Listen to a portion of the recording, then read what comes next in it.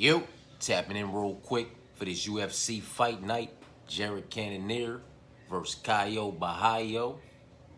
And we are back in the apex for this one. You know what I'm talking about? This video right here. We just gonna chop it up for a few minutes about some of these parlay options, man. You know what I'm talking about? It's a few of these individuals on this card that are favorites. Rightfully so. They deserve to be favorites, in my personal opinion. Whether or not they deserve to be the sizable favorites that they are is still to be determined by their performances on Saturday. You understand what I'm saying to you? But four individuals that I myself personally am highly confident in. Zach, Edmund, Danny, and Caio. And you can catch that 4-pack around about plus 250. I'm saying around about because it was plus 250 when I put all this together, man. It may have shifted. It's going to be a shifty money line in my personal opinion. You know what I'm talking about? But Zach, Edmund, Danny, and Caio at plus 250, I believe that's solid. And those four individuals are the four individuals that I'm going to use as the foundation for the parlays that I'm about to offer y'all, because I feel like they're solid. I don't have too many question marks on those matchups, on those individuals in those matchups. You know, not the kind of question marks I have on some of these other matchups and some of these other individuals in some of these other matchups. So these, you know, safe to say, these are my four most confident picks for the most part. You know what I'm talking about? I am highly confident in some other individuals to get it done. Everybody watching this might not necessarily be on the side of those picks. That's why I'm using these four. And those fights are swap out options. So again, it is Zach, Edmund, Danny, and Caio at plus 250. If you're anything like me, you like those four. And you're okay with building from there for a few parlays. And I'm going to go ahead and add James, who I don't believe belongs being an underdog, against Borralho, who I'm not high on in any way, shape, form, or fashion at all. You know what I'm talking about? So Zach, Edmund, Danny, Caio at plus 250. Add James, takes it to plus 903 for a 5-piece. If you're unsure and you want to swap out James and toss in Borralho, best of luck to you, and you can catch that 5-piece at plus 394, because for reasons beyond me, he is still opened up as and probably will remain the fucking favorite. Womp, womp, womp. Again, Zach, Edmund, Danny, and Caio, that's plus 250. You toss in James, that's plus 903. You swap out James, you toss in Borralho, that's plus 394. You just want to leave that fight alone altogether, but you're cool with the four. Then we're going to do Zach, Edmund, Danny, and Caio at plus 250. And for your fifth leg, you're going to toss in Michael, if that's the side of things that you're on. And that Michael Morales on top of those four comes at plus 318. It takes you plus 250 to a plus 318. If you feel like Michael's the safe side in that matchup and you want to place him with those other safe guys, in my personal opinion. Zach, Edmund, Danny, Caio, and Michael at plus 318. Or swap out if you're playing that fight, just in my personal opinion, because there is the night. I'm trying to tell y'all, man, that you're going to wish you swapped out on this fight, man. So, again, Zach, Edmund, Danny, and Caio, that's plus 250. Add in Michael, that's plus 318. You swap out Michael and you toss in Neil, that's plus 1478 for your 5-leg. And trust me when I tell you, this fight is more of a motherfucking pick'em than this money line is suggesting. And than what some motherfuckers will lead you to believe, man. This is a very close, matched up bout. The experience, the higher level of opposition. We all know how I feel about that. That's Neil's side. This ain't about that. This is about the parlays. My bad. You know what I'm talking about? So it's Zach, Edmund, Danny, and Kaio at plus 250. You're tossing James, that's plus 903. You swap out James, you're tossing Borralho. Best of luck to you for plus 394. You said fuck that fight, but you're cool with the 4. It's Zach, Edmund, Danny, Kaio, and Michael for plus 318. You swap out Michael, you toss in Neil, it's plus 1478. Same 4, we're going to use them, but toss in Kong. For whatever reason you're going to do that for. But you can toss in Kong, and you can catch those 5 at plus 296. You can swap out Kong and toss in Victoria, because this dog's going to bark, in my personal opinion, and you can catch those 5 at plus 1934. Again, it's Zach, Edmund, Danny, and Kaio at plus 250. You toss in Kong, it's plus 296. You swap out Kong, and you toss in Victoria, it's plus 1934. Same 4. Zach, Edmund, Danny, and Kaio at plus 250. You toss in Ainge, it's plus 561. You swap out Ainge, you toss in Tab, it's plus 561.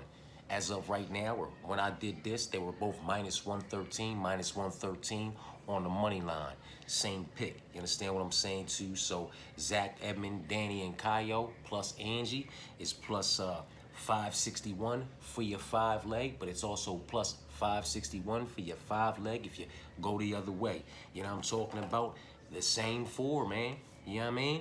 Zach, Edmund, Danny, and Kaio at plus 250. You toss in Jacqueline at plus 439, or you swap out Jacqueline and you toss in Nunez at plus 17 or plus 756, excuse me.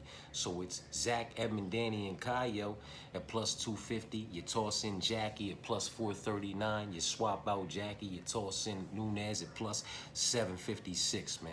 You know what I mean? And that's that with that. I was on FanDuel, and FanDuel didn't even have that Ryan versus Robert versus Ryan as an option as of yet. You understand what I'm saying to you? That's why that swap out option for that fight is not mixed into any of this right here. You understand what I'm saying to you? So listen, I'm gonna run that back real quick, man. I'm gonna be redundant. It is what it is. You know what I mean? Zach, Edmund, Danny, and Kaio, they come at plus 250. You toss in James, they come at plus 903. You swap in Borralho, best of luck to you. It comes at plus 394. Same 4. Zach, Edmund, Danny, and Kaio. You toss in Michael, they come at plus 318. You swap out Michael, you toss in Neil, what I highly suggest you doing, because it's going to be a night you'll be holding a ticket, wishing you swapped out this fight. And they come at plus 1478. Same 4. Zach, Edmund, Danny, and Kaio at plus 250. You toss in Kong for whatever fucking reason at plus 296. You swap out Kong, you toss in Victoria for plus 1934. We working with the same 4. It's Zach, Edmund, Danny, and Kaio. You toss in Angie, and those 5 get you plus 561. You swap out Angie and you toss in Tabby. Those 5 get you plus 561 because they're exactly the same money line. Price tag on the money line at minus 113. When I did this, we rocking with the same 4. Zach, Edmund, Danny, and Kaio at plus 250. You toss in Jacqueline for plus 439. You swap out Jacqueline, you toss in Nunez for plus 756. And that's how we running that shit as of right now. I'm going to give it like, you know, I'll give it to tomorrow. It's still early. I'll give it to tomorrow and see if they switch up the lineup or anything like that before I start running the prelim and the main card parlays. You know what I'm talking about? A haymaker as of right now, for me, is sitting at plus 75,808. You know what I'm talking about? I'm talking about $10 on this motherfucker will get your ass almost 8 grand. You know what I mean? Almost 80 units. It's why it is a haymaker. It is why we do not need to overly invest in what we consider to be a haymaker.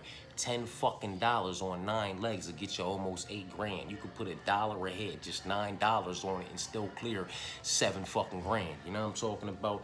That's if it's smacked though. You know what I mean? On a perfect motherfucking night, everything falls in place and that thing cashes, man. It's happened before. It'll happen again. Whether or not it's this Saturday is to be determined, man. But I like Zach and I like Edmund. Obviously, I like Danny and I like Kyle. I like Jacqueline and I like Angie. I like Victoria. I like James. And you can give me Neil, motherfucker. Huh? At plus 75,808. But that is a haymaker. You know what I'm talking about? It is what it is. I hope, y'all was able to get whatever, y'all was able to get from this. Hopefully some of it was to somebody's benefit. You know what I mean?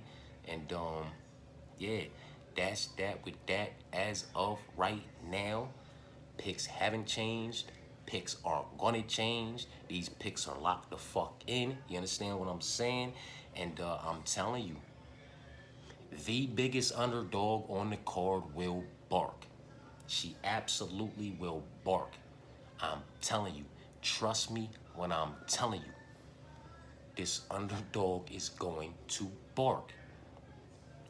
Had Kong faced the same 5 names, the same 5 levels of opposition that handed Victoria a loss, she would be 5-5. Undeniably. Undeniably. You cannot fault Victoria for those losses.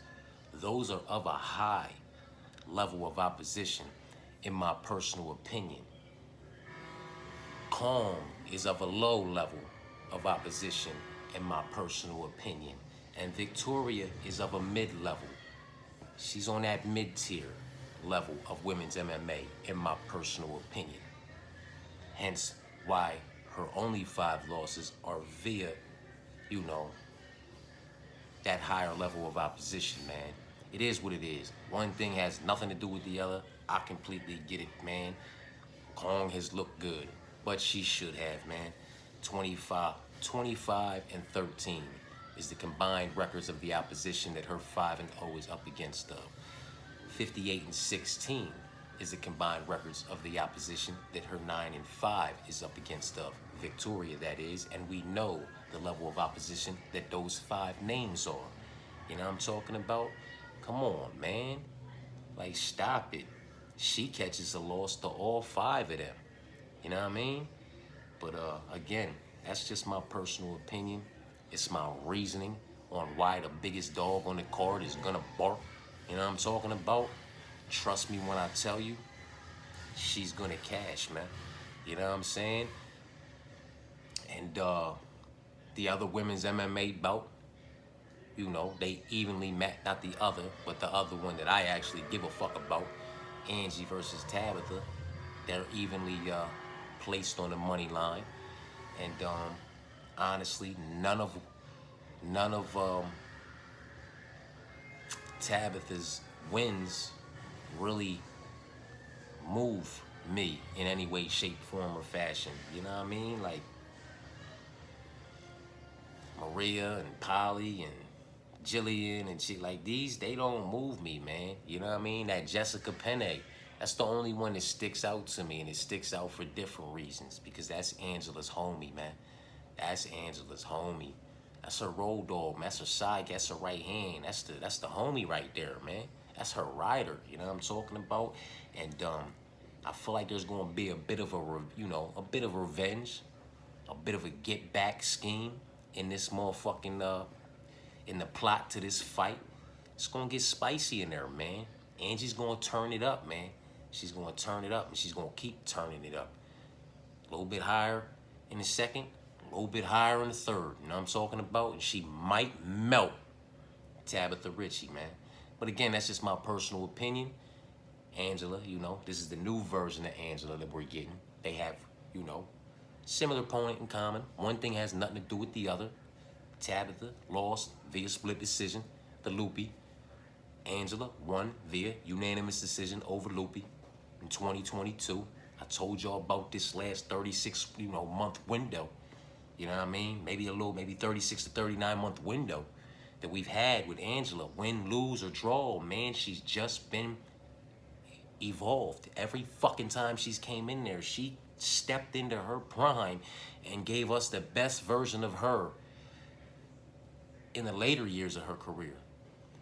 This age difference doesn't bother me. What should bother the individuals on the Tabby side is the slight height and slight reach discrepancy and disadvantage that Tabitha's at. Given the slight reach and the slight height and the slight reach at 3.5 inches in the reach to Angie is not something anybody wants to do, in my personal opinion, man. She will keep her at the end of those strikes. She will keep her at the end of those teeps and those kicks, and she will mix in her all-around mixed martial arts game in her own right, man. And it might not be an easy night. This shit might be tight like ant pussy. You hear what I'm saying to you? But that nod's gonna go to Angie, in my personal opinion. Might be unanimous. Clean sweep across the board. Might be tight like ant pussy, like I said, man. Might be fucking competitive absolutely everywhere. And just be a split decision. She might melt this young girl in the later minutes and find the finish inside the distance. Don't be surprised, motherfucker, man. Fuck with Angie, man.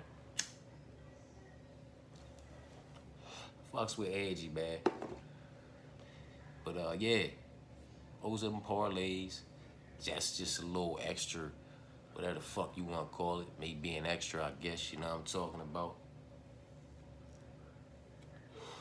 But, you know, and the win, you know, the losses, man. Like, in my personal opinion, you know, one thing has nothing to do with the other. Again, like I've said many times before, but it's all worth consideration. Just like I said, you know,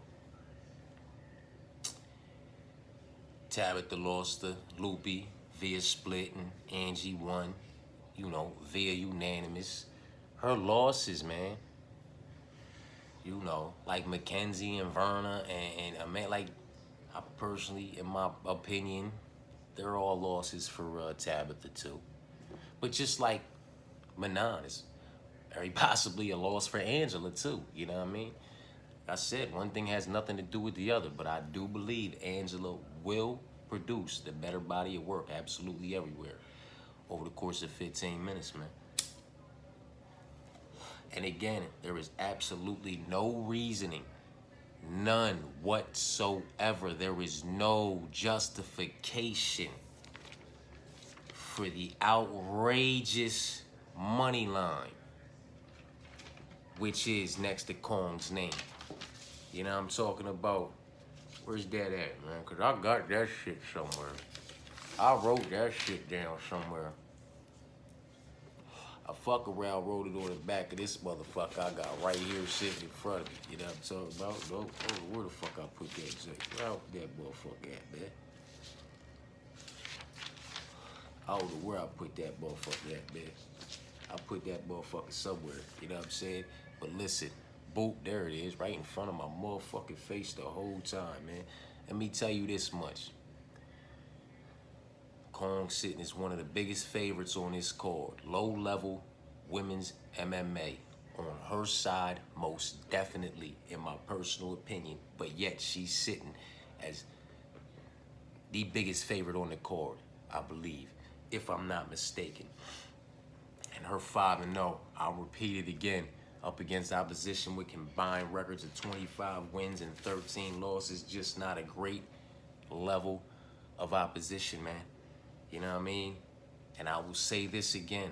Victoria's 9-5 is up against opposition with combined records of 58 wins and 16 losses. There is a bit of a difference.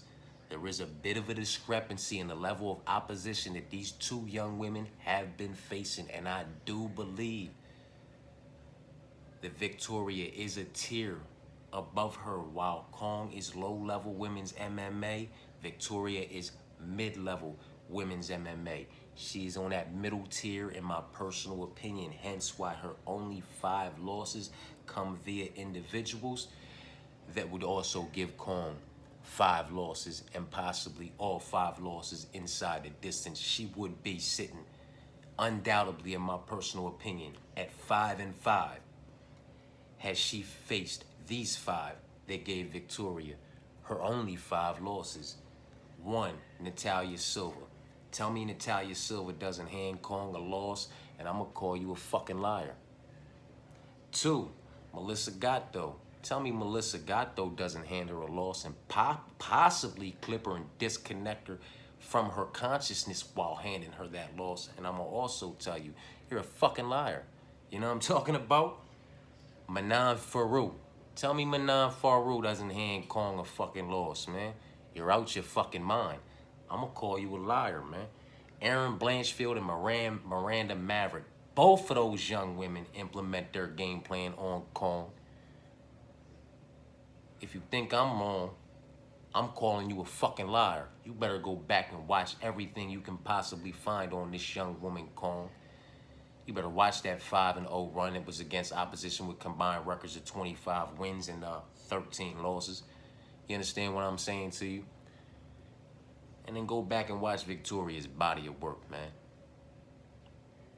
Not just the experience, but the experience of fighting a higher level of opposition is on the side of Victoria. And not only that, but the advantage of being the higher level of opposition in her own right in this matchup is also sitting on her side as an advantage, in my personal opinion, man. And I would not be surprised, and y'all should not be surprised, if Victoria does not only hand her her first loss, but her first loss inside the distance, man. You know what I'm talking about? It is what it is, man. It is what the fuck it is. It's gonna be what it's gonna be. You know what I'm talking about? But as of right now, those parlays we chopped it up about in the beginning, I'm all over 'em. You know what I mean? It's up to y'all what y'all do with them. Appreciate you for tapping in.